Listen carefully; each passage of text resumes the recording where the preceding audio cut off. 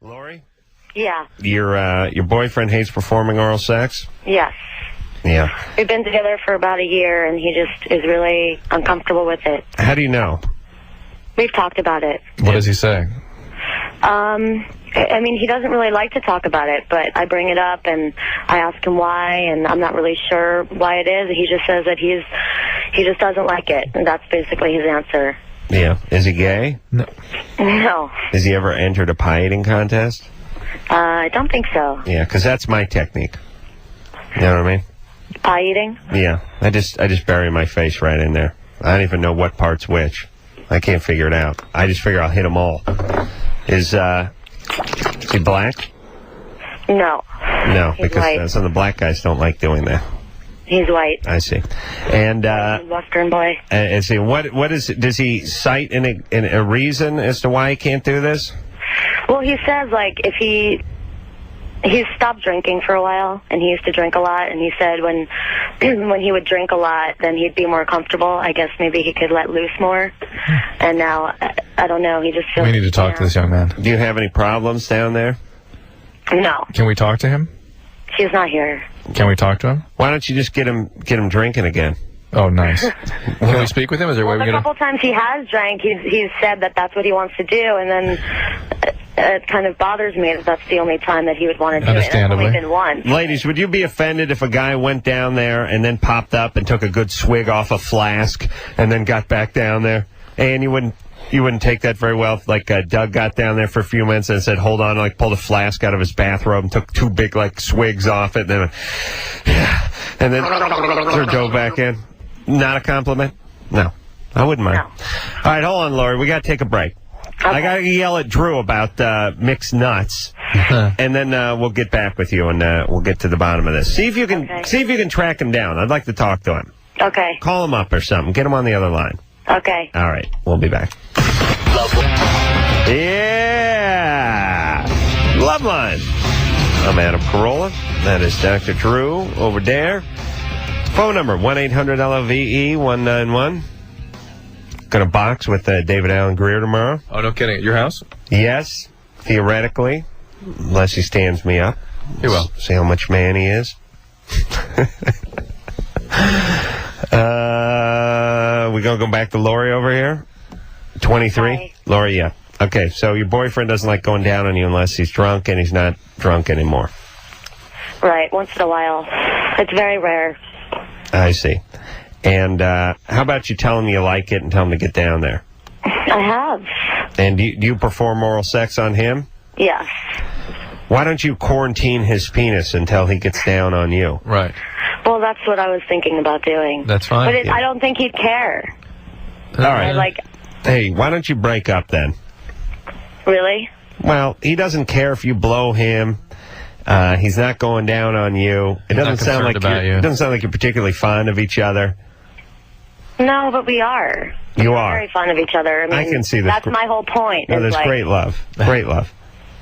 Well, that's the whole point, is that if I felt like if he really did care and love me, then he would not have a problem with me. That's our point. That's what it... Well, listen, no guy, except for my buddy John, likes going down on a woman. Oh, they say they do, and they like the sort of byproduct of it, which is, here's what you get for going down on a woman. You give her pleasure, and she blows you, theoretically. Or puts the word out that you're, dutiful. But here's the deal. Yeah, let me tell you, because if you don't go down on a woman... She puts that word out. Listen, let me tell you something about women. You don't think they talk about sex? They talk about sex. Drew, your wife talks about sex way more than you do, and you do 2 hours a night on a radio show. That's true. I guarantee it. Yeah. And here's the thing about women, too. You give them a half glass of Chardonnay, and that's it. They're all like ex-porn stars at that point. And if you put more than 4 or 5 of them in the same room and a couple glasses of wine... It's embarrassing. They crack open like bad Easter eggs. They really do, and they start talking about sex. And wants to say something here. And if you're one of the guys who's with one of these girls, and you're not doing your duty, they're gonna know, right, Ann? All I know is that I was hanging out with one of your ex-girlfriends. and I heard what a great lover you were. And when I reported that back to you, you remember this. Was that Cynthia? You were glowing. You're like, really? What else she said? Yeah. So, yeah, he's making a good point. It's true. Yeah, We do discuss it. Right away. They will talk. And then your name will be sort of circulated, and that you'll be the guy who doesn't go down on chicks. So, and it will be put in your permanent file. So it's important. It's very true. This was 6 years ago, and I still remember that comment. Right. Oh my God. And seriously now, I mean, totally hypothetically, but take your pants off. No. Hypothetically, Ann. Okay. Seriously. Right. If there was to be some instance where you and I were traveling, we're doing something for the radio, we had a few highballs. You would be in the assessment of the women that set you up for any action. We're totally loaded. We're totally loaded, and let's say, you got divorced, whatever. Doug went gay, Doug went gay, and you got the kids, whatever. You got divorced, and you and I were just, we're up in my hotel room drinking, and it started to seem like something was going to happen. That last report that you got, I know, you want to put a trash can near you in case you got to heave?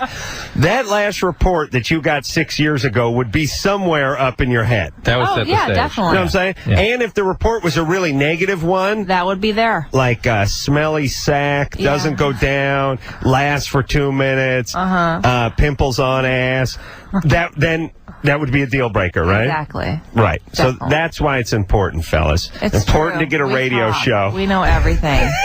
I know things about Drew. What? Really? Oh, yeah. Oh, let me tell you We something. all know things about Drew. Yeah. Oh, listen, your wife, she gets a whiff of like cough medicine and she starts rambling like an auctioneer. She really does. She loves to tell embarrassing sex stories, doesn't she? Yes, I guess I wasn't aware of it. Oh, how dare you not be aware of that? What do you mean? Susan, come on. No, I wasn't aware of these stories. I'll tell you, I don't like to be in places where I get drunk with her because she'll tell me stories. She'll tell me things. I wanted to order the Spice Channel up at the hotel room, and Drew was taking a Scantron test. Then he couldn't achieve an erection, so he cried, but I gave him an issue of JAMA, and he felt better. Painful erection that will not go away. No, she'll talk, that one. As a matter of fact, you should talk to her. She really opens up. Doesn't she, Ann? She'll tell you a story or two. And it's weird because her telling you a sex story about Drew, it's like your mom telling you something about your dad, Then It's extremely uncomfortable. Your dad is bigger than most men. I don't know if you're aware of that. And he approached me with his penis. Oh, sure, he was drunk, but he was horny and he could still get it up. And it's like, okay, Ma, please. No. That's the way I swear I feel that way with Susan. Whenever she starts talking sex.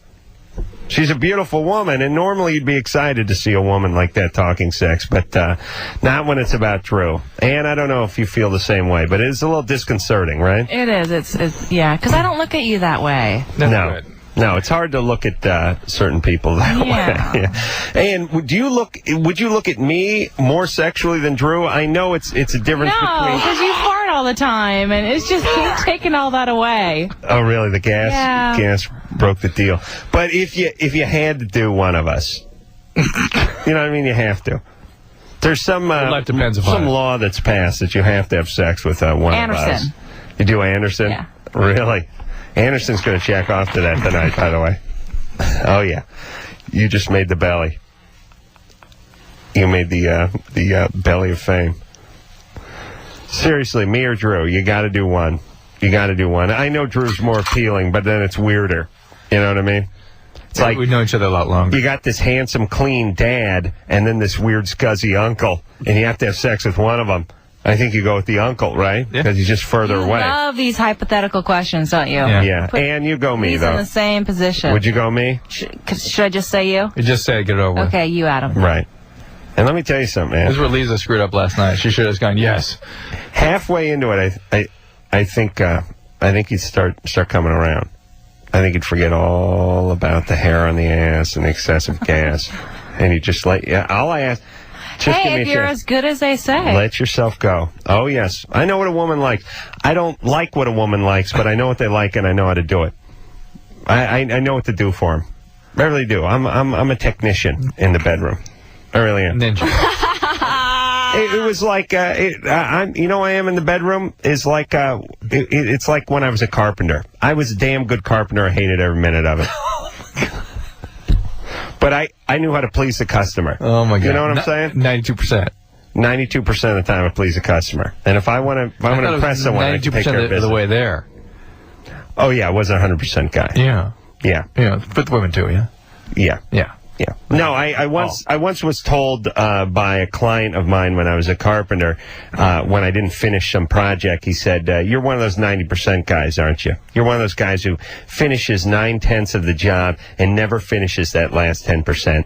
I said, "No, I'm a 70% guy. I'm giving you the extra 20%. This is a big bonus. You should appreciate it," which is true.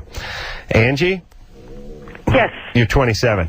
Yes. I could please you sexually too. No, no, thank you. Yeah.